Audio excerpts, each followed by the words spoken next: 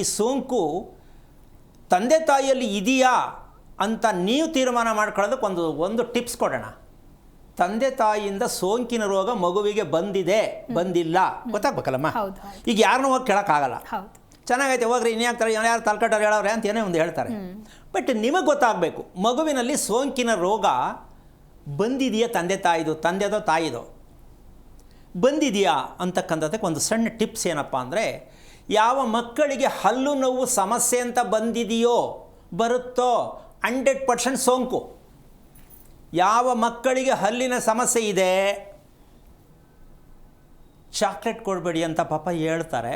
Chocolate ಕೊಡೋದಕ್ಕೂ ಏನು ಸಂಬಂಧ ಅಂತ ನನಗಿನ್ನೂ ಅರ್ಥ ಆಗಿಲ್ಲ. ಇಲ್ಲಿ ಹೇಳಿ ಒಂದು ಕಾರಣ ಹೇಳಲೇಬೇಕು.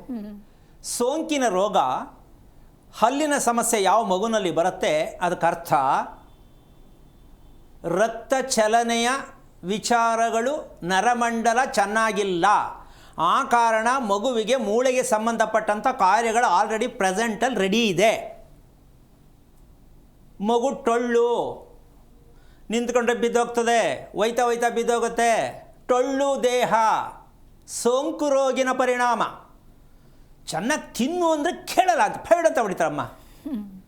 ಯಾರು ತಿನ್ನಬೇಕಿತ್ತು ಆ ಅಮ್ಮನಿಗೆ ಗೊತ್ತಿಲ್ಲ. ಇನ್ನೂ ನಾನು ತಿಂದೆ ಹಾಳು ಮಾಡ್ಕೊಂಡು ಮಗು ಹೊಡಿತಿದ್ದೀನಲ್ಲ ಅಂತ ಪ್ರಜ್ಞೆ ಇರಬೇಕು. ಏನು ನಿನ್ನ ರೋಗ ಬಂದರೆ ತಿನ್ನೋರು ತಿನ್ನಲ್ಲ, ಬೀಳ್ತೀಯ ಅಲ್ಲಲ್ಲೇ ಹೋಗಿ. ಎಷ್ಟೋ ಕಂಪ್ಲೇಂಟ್ ಇದು ಬಿಡಲ್ಲ ಅಂತೀನಮ್ಮ. ಅದೇನೋ ಗುರುಗಳು ತೂರಾಡ್ಕೊಂಡು ಬಿದ್ದುಬಿಡ್ತದೆ ಮಗು, ಅವಾಗ ಏಟ್ ಮಾಡ್ಕೊತಾ ಇರ್ತದೆ. ಅದಕ್ಕೆ ಶಾಸ್ತ್ರ ಕೇಳಕ್ಕೆ ಹೋಗ್ತಾರೆ.